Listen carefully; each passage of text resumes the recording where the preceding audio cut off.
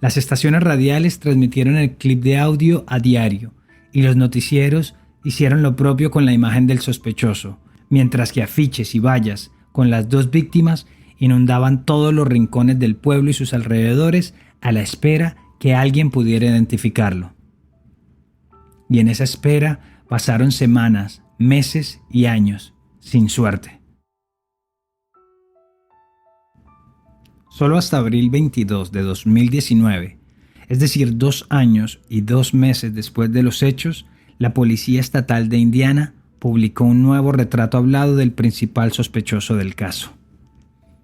El superintendente de la policía, Doug Carter, fue enfático en afirmar que este sería el primer retrato oficial de la investigación y que reemplazaría al presentado inicialmente en 2017, ya que nuevas pruebas y nuevas labores de inteligencia les llevaba a creer que este hombre era el responsable por la muerte de las niñas.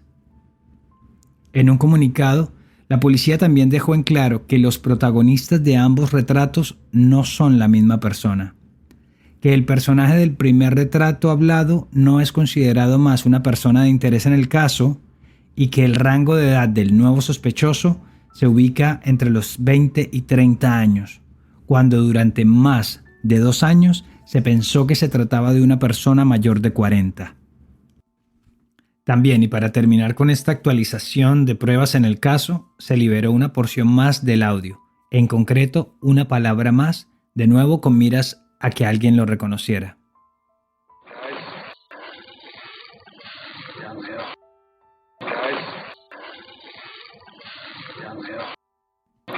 Guys, down the hill.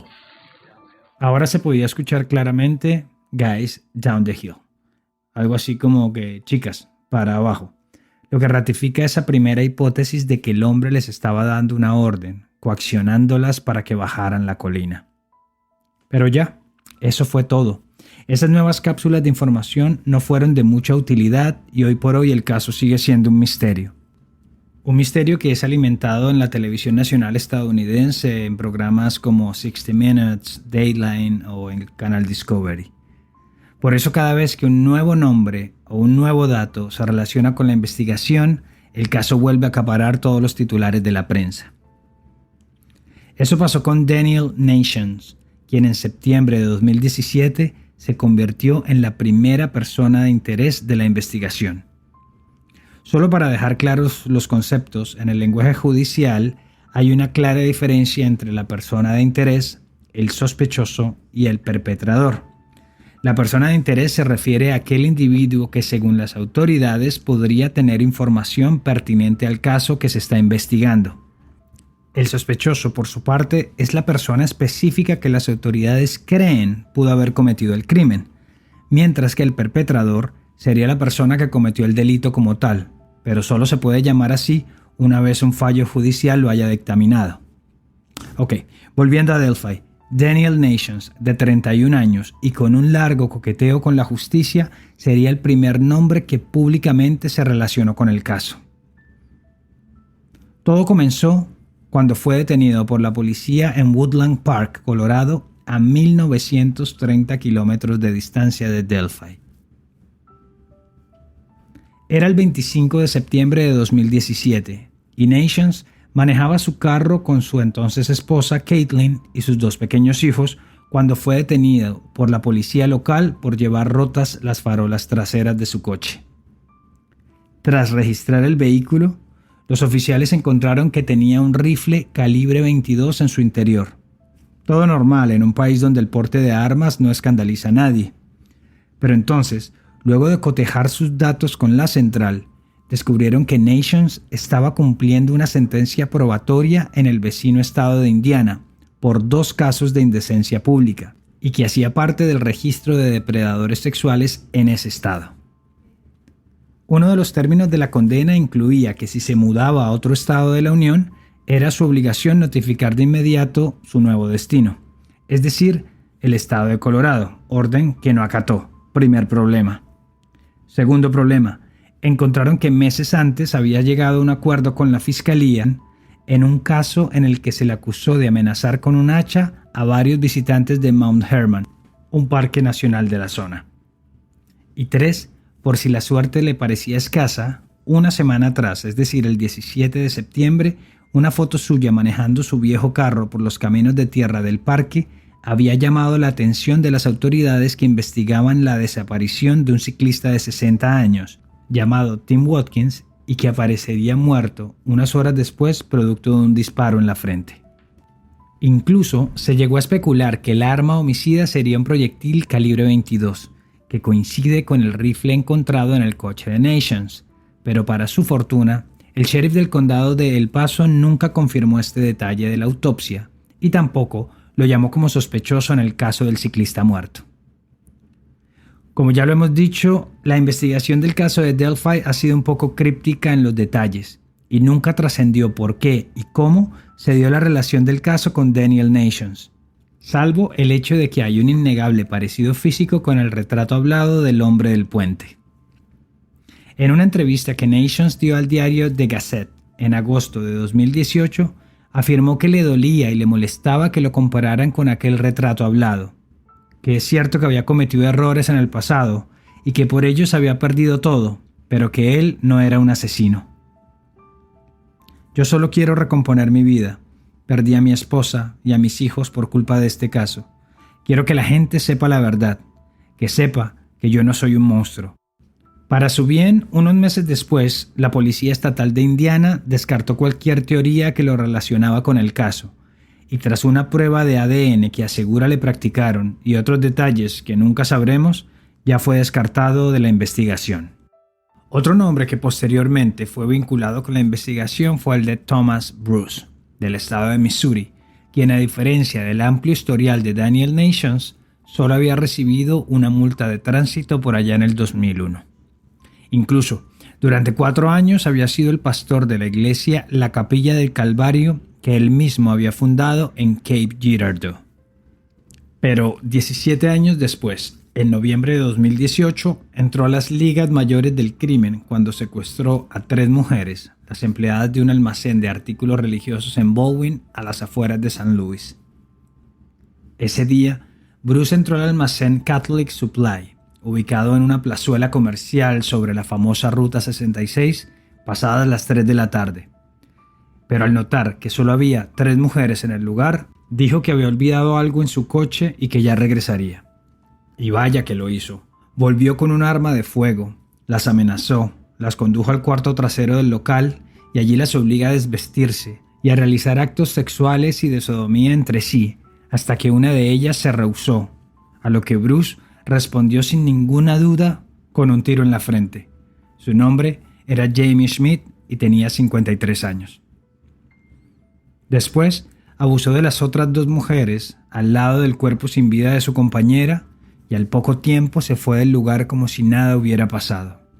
Horas más tarde, tras la reconstrucción de los hechos, la revisión de las cámaras de seguridad y el testimonio de algunos transeúntes, su imagen ya estaba rodando por todos los medios de comunicación locales. Y fue entonces cuando saltaron las alarmas por su increíble parecido físico con el primer retrato hablado del hombre del puente. Además, no es que este terrible caso se hubiese presentado al otro lado del país. Había pasado justo en un estado vecino a no más de 5 horas de recorrido.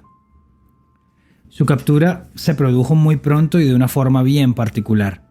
2 días antes de cometer su crimen, Bruce había estado tomando unas cervezas en el bar Hot Shots a un par de cuadras del almacén y por detalles que se desconocen, le había dado su tarjeta de negocios a una mesera del lugar. Sin esa tarjeta, aún estaríamos buscando al responsable, dijo el sargento del condado de San Luis, Sean McGuire, al periódico St. Louis Dispatch. 2 días después, lo apresarían en un barrio de remolques donde vivía con su esposa y su hijo. Hoy enfrenta 17 cargos que van desde homicidio, tentativa de homicidio, sodomía y manipulación de pruebas, entre otras, que le significarán varias décadas tras las rejas e incluso lo dejan candidato a recibir la pena de muerte. Pero de nuevo, salvo el parecido físico, Thomas Bruce no habría sido el responsable del caso de Delphi. Otro hombre que se sumó a la lista de personas de interés es Charles Andrew Eldridge, de 46 años, arrestado en enero 8 de 2019 en Union City, ubicado a 160 kilómetros de Delphi, en medio de una gran operación contra la prostitución infantil en el estado de Indiana. Los cargos: abuso infantil y solicitud de prostitución a menores. Y fue de nuevo el tremendo parecido del retrato hablado del detenido con el del hombre del puente de Delphi lo que hizo que la policía del condado de Randolph le diera aviso al FBI para que no lo descartaran en la investigación por el doble asesinato. Pero pese a ser un oscuro personaje en sí, amante de las armas, con afición a vestirse como militar y perderse por días enteros en los espesos bosques de Indiana, su relación con las muertes de Abby y Libby quedó únicamente en lo coincidencial. Algo similar le ocurrió a Paul Eater, de 55 años, quien estaba siendo investigado por el secuestro y violación de una mujer de 26 años en hechos ocurridos el 22 de junio de 2019 en el condado de Boone, también en Indiana. Sin embargo, Eater se suicidó en su casa luego de que la policía llegara a arrestarlo. Dejen que nuestros investigadores hagan su trabajo, averigüen y veamos a ver a dónde nos lleva todo, dijo en su momento el sheriff del caso de Delphi, el sargento Toby Lisenby, a quien hemos mencionado anteriormente, luego de saber que a Eater se le habían practicado pruebas de ADN luego de su muerte. Tras 2 años de silenciosa investigación, luego de un 2020 tan particular para todo el planeta, en este 2021 se abría una nueva arista en el caso del doble asesinato de Delphi. Y es la confirmación de James Bryan Chadwell como nueva persona de interés por las muertes de Abby y Libby. Así lo confirmó el sargento Lisenby el pasado 27 de abril al diario Lafayette Journal and Courier, al anotar que hay varios factores que los obligan a mirar en esa dirección. Chadwell, de 42 años, fue detenido el 19 de abril en la ciudad de Lafayette, la ciudad más grande del condado y a cuya zona metropolitana pertenece Delphi, ubicada a apenas 25 kilómetros de distancia. Según el documento oficial, ese día fue encontrada en la residencia de Chadwell una niña de 9 años, amordazada, semidesnuda y con visibles marcas físicas en su cabeza, cuello y espalda, la cual había sido reportada como desaparecida por su madre horas antes. Testigos avisaron a las autoridades que vieron a la niña entrando a la casa de Chadwell, quien la habría invitado para que acariciara a uno de sus perros. Según varios reportes de prensa, la niña en efecto estuvo en su casa y luego regresó a la suya, pero por alguna extraña razón, más tarde volvió donde Chadwell y fue entonces cuando se registró el ataque. También se supo que la policía había estado en la casa de Chadwell ese mismo día indagando por la niña. Luego regresaron a su domicilio y le volvieron a preguntar por la menor. Después le pidieron permiso para registrar el lugar y sorpresivamente el agresor accedió. Y fue entonces cuando encontraron a la pequeña de 9 años encerrada en el sótano luego de ser sometida a múltiples agresiones físicas y sexuales. Incluso hasta tenía una mordida de perro en su cuerpo. La escena era horrenda, pero la nena, por fortuna, aún estaba viva. Obviamente, enseguida fue arrestado y entre los cargos que le formularon están tentativa de homicidio, estrangulación, secuestro de menor de 14 años y abuso sexual infantil, entre otros. Lo cierto es que luego de conocerse su captura y sus antecedentes, la atención ha tomado un nuevo rumbo.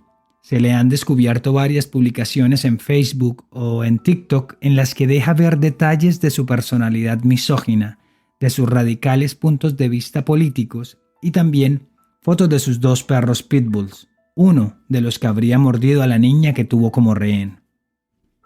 Hay comunidades enteras en Internet, en Reddit sobre todo, que analizan sus fotos, los detalles de sus tatuajes y sus posibles significados, así como sus discursos verborrágicos en contra de la sociedad, de las mujeres, hechos que a fin de cuentas no dejan de ser anécdotas, pero que no indican ninguna relación directa en el caso de Delphi. En lo que tiene que ver con las noticias, hay varios medios que ya han entrevistado a sus familiares, entre ellos a su hermano y a su padrastro, quienes dan cuenta de lo particular y violento que puede resultar Chadwell en su vida diaria, y que no les extrañaría para nada que él fuera el responsable del doble asesinato del